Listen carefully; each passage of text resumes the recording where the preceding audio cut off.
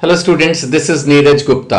ये जो अभी हमने पिछली दो वीडियो में standing plans and single use plans पढ़ा, नहीं ये पढ़ा ना हमने। हम पढ़ रहे हैं बेसिकली टाइप्स ऑफ प्लान। तो जो हमने क्लासिफिकेशन किया standing plan and single use plan, ये बेसिकली फ्रीक्वेंसी के एंगल से किया कि किस प्लान को हम कितना यूज करेंगे, किसको बार बार यूज करेंगे और किसको एक बार यूज करेंगे। नाउ अब हमारा डिस्कशन दूसरे एंगल से चेंज होगा, this time based on what the plan seeks to achieve. आप समझ रहे हैं, ये एक मैंने आपको नया पॉइंट दिया है, based on what plans seek to achieve. मतलब हम अपनी प्लानिंग के थ्रू क्या अचीव करना चाहते हैं, कितनी बार यूज करेंगे, एक बार करेंगे, बार बार करेंगे, वो बात नहीं हो रही। हम अचीव क्या करना चाहते हैं, what is the end result, what will be the output, है ना। वो अगर हम ये वाला क्राइटेरिया लें तो फिर प्लान्स की 8 क्लासिफिकेशन है बजाय 2 के। Objectives, strategy, policy, procedure, method, rule, program and budget. जो 8 क्लासिफिकेशंस हैं प्लान्स की, and will discuss one by one, right. So now we are starting with objectives. जब मैंने आपको बिजनेस स्टडी सबसे पहले दिन बताया था, तब भी सबसे पहली बात ऑब्जेक्टिव्स की आई थी। कोई भी ऑर्गेनाइजेशन एक ऑब्जेक्टिव को लेके चलती है। भाई हमारा ऑब्जेक्टिव क्या है? हमारा ऑब्जेक्टिव है लोगों को टेलीकम्युनिकेशन सर्विसेज प्रोवाइड करना, या अच्छी एजुकेशन प्रोवाइड करना, या अच्छी हेल्थ सर्विसेज प्रोवाइड करना, या may be shifting their cargo from one place to other. Company का कोई तो ऑब्जेक्टिव होगा, and then along with this objective there will be some objectives which can be, मतलब some part of the objective can be quantified. Quantified मतलब amount में। जैसे माना आप बोलोगे सर मैंने आपसे पूछा आपके मार्क्स कितने हैं, सर मेरे मार्क्स बहुत अच्छे आए हैं। अब ये क्या हुआ?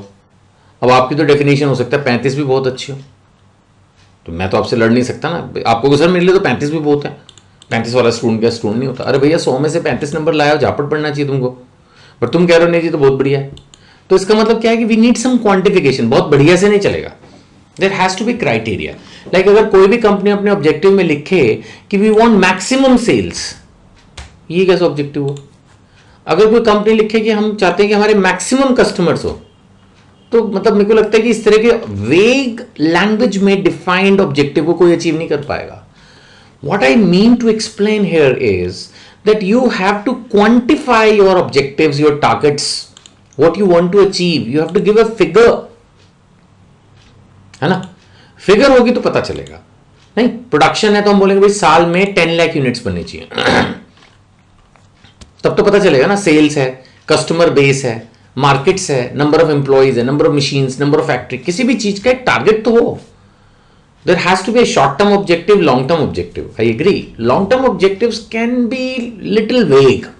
आई am just saying long term objectives कि कंपनी जो है, like suppose we say that we want to grow as a big company in Asian region. Now this can be big, this can be a big, you can say a bit vague कि चलो ठीक है Asian region का हमने नाम दिया कि हम एशिया के अंदर अपना एक बड़ा नाम करना चाहते हैं, तो उसको पूरी तरह से डिफाइन नहीं किया in how many Asian countries, in how many Asian cities we want to go, एक general. But in short term you have to define कि सर ठीक है what is the target for this financial year.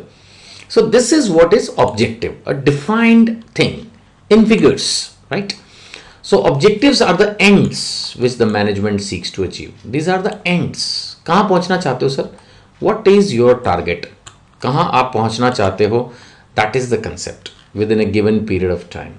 है ना? Desired future position, बहुत अच्छा word है ये. Desired future position. कि आप क्या चाहते हो? Desired future position. That is, you can say, a clearly stated objective.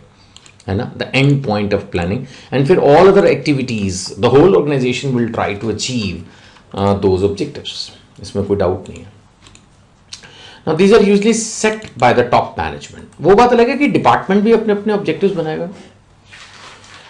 माना कंपनी ने बनाया कि भाई मुझे इस साल में 10 लाख का प्रॉफिट करना है। अब 10 लाख के प्रॉफिट के लिए प्रोडक्शन डिपार्टमेंट अपना अलग ऑब्जेक्टिव बनाएगा, सेल्स डिपार्टमेंट अपना ऑब्जेक्टिव बनाएगा, फाइनेंस अगर उसको पैसों की जरूरत हो तो फाइनेंस डिपार्टमेंट अपना ऑब्जेक्टिव बनाएगा, from where we will generate the funds.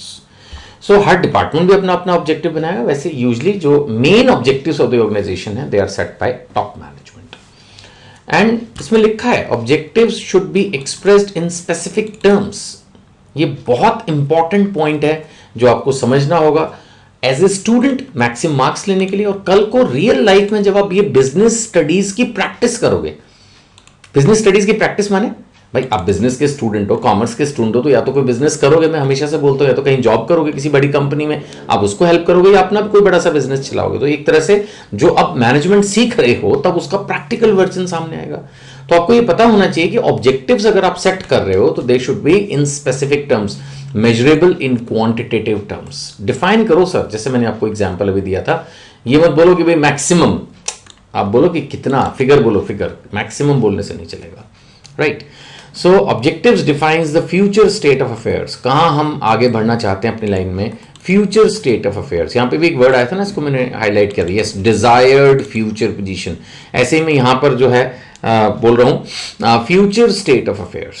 तो ओवरऑल कंपनी की जो प्लानिंग है उसको ये ऑब्जेक्टिव्स जो है वो हमारे गाइड करते हैं। एक एग्जांपल दिया है कि objective can be to increase the mobile users by 10% in 2 years। कुछ भी हो सकता है ऑब्जेक्टिव्स, यू नो, ऑब्जेक्टिव्स तो कुछ भी हो सकते हैं कंपनी के। जैसे मैंने कहा, suppose like India has more than 30 states, तो we may have a target objective that we should have a India wide presence in every state. Company can have this objective, है ना। एंड देन फिगर वाइज भी हम इसको define कर सकते हैं कि, ठीक है ना। तो इस तरह से ये अलग अलग ऑब्जेक्टिव्स जो हैं वो रहते हैं। Thank you.